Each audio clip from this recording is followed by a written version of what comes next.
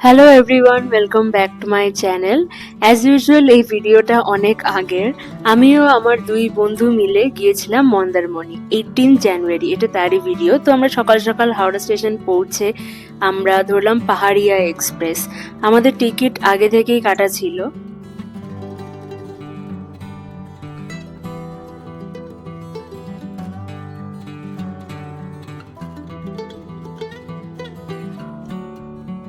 আমাদের ট্রেনের টাইমিং ছিল 7:50, বাট ট্রেন একটু লেট করে 8:10 নাগাদ ছাড়লো। সবাই বাড়িতে ফোন করে জানাচ্ছে যে ট্রেন ছেড়েছে। বাড়ি থেকে অনেক সকালে বেরিয়েছিলাম বলে কিছু খেয়ে বেরোনো হয়নি, তাই হাওড়া স্টেশন থেকে ব্রেকফাস্ট প্যাক করে নিয়েছিলাম আমরা। এটা হলদি নদী, কিন্তু হলুদ রং নয় কেন, সুস্মিতার প্রশ্ন। দেখতে দেখতে আমরা কাঁচি স্টেশন পৌঁছে যাই। আমাদের ট্রেন একটু লেট ছিল।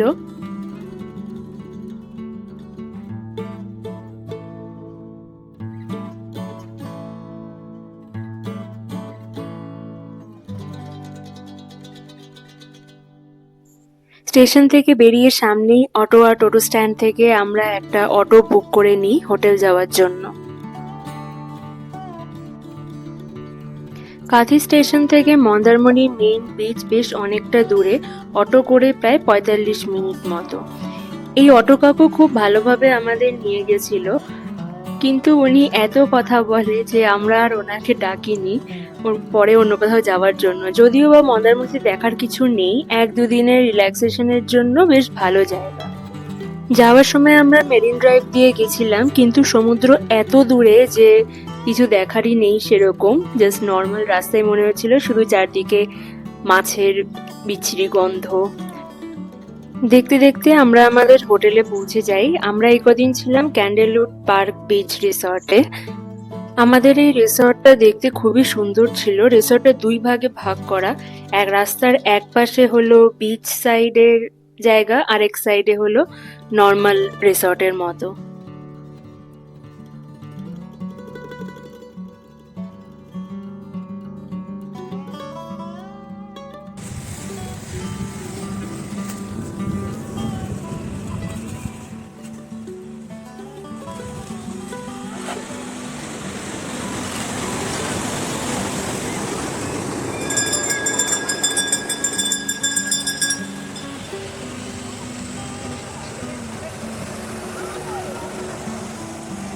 রিসর্টে ঢুকে সমুদ্র দেখে আমরা চেক ইন সেরে নিলাম। আমার পার্সোনালি এই রিসর্টটা আরো বেশি ভালো লেগেছে, কারণ এই রিসর্টে আর্ট কালেকশনের জন্য, পেন্টিং কালেকশনের জন্য আমি আমার ইনস্টাগ্রামে প্রায় সবকটা পেন্টিং এর ছবি রেখে দিয়ে এসেছি। সবকটা এত সুন্দর, তোমরা একবার গিয়ে দেখে আসতে পারো। তো আমরা চেক ইন করে আমাদের রুমে চলে আসছি। এই সামনের রুমটা হলো আমাদের রুম 2 দিনের জন্য।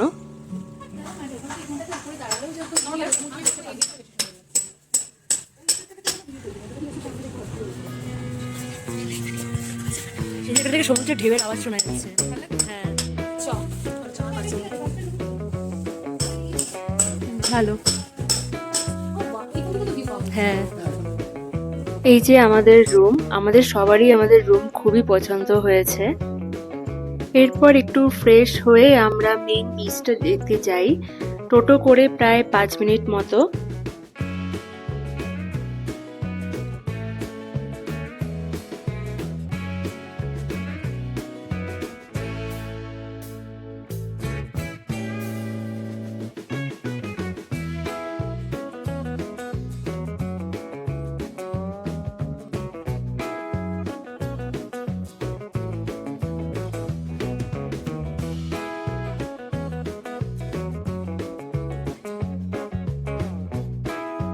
আমার মন্দারমণিতে এই প্রথম আসা। এর আগে সমুদ্র অনেকবার দেখেছি, পুরীতে, ভাইজ্যাক, বিশাখাপত্তনম, কোভালাম বিচ, অনেক জায়গা ঘোরা।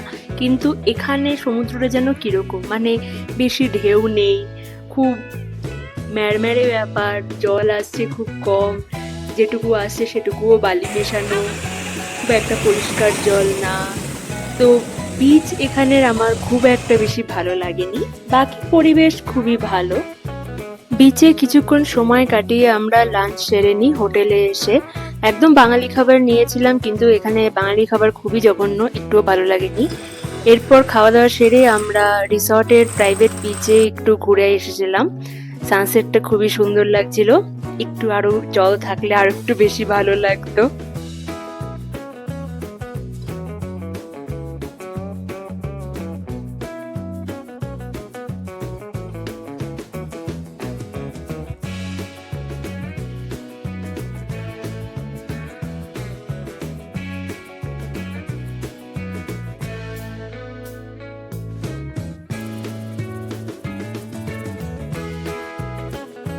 এই পার্কটা আমাদের রুমের একদম সামনে, বেশ সুন্দর করে সাজানো গোছানো পার্ক। সামনে এটা আমাদের রুম। এরপর আমরা একটু রেস্ট নিয়ে সন্ধ্যাবেলা চা খেয়ে মন্দারমণি মেইন বিচের মার্কেটে ঘুরতে যাই। সব জিনিসের প্রচুর দাম, কোনো জিনিস কেনার মতো ছিল না, শুধু আমরা সব জিনিসগুলো দেখছিলাম। আমার মা বলছিল ভাইয়ের জন্য একটা কিচেন নিয়ে যেতে, তাই আমি ওর জন্য কিচেন দেখছিলাম একটু। এটা ফাইনালি পছন্দ হয়েছে।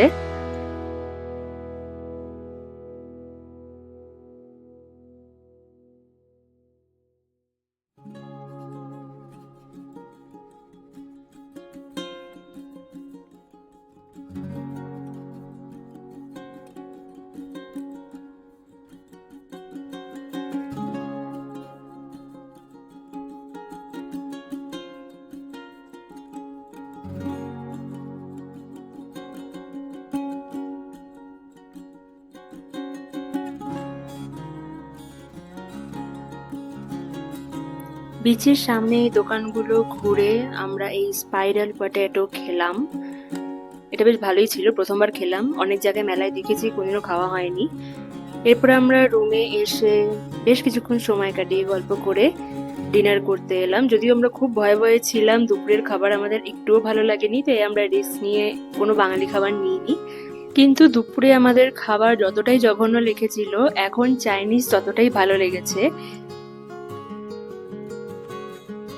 এরপর খাওয়া দাওয়া সেরে রিসর্টের বিচ সাইডটায় একটু বসেছিলাম আমরা। রাত্রিবেলা সমুদ্রের আওয়াজ আর এই পরিবেশ এতটাই সুন্দর ছিল, যেন মনে হচ্ছিল এখানেই সারা রাত বসে থাকি।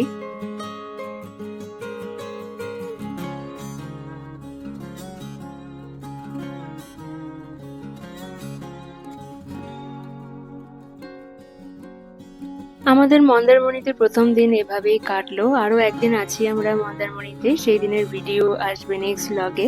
আজকের ব্লগটা এইটুকুই, দেখা হবে নেক্সট ব্লগে। বাই।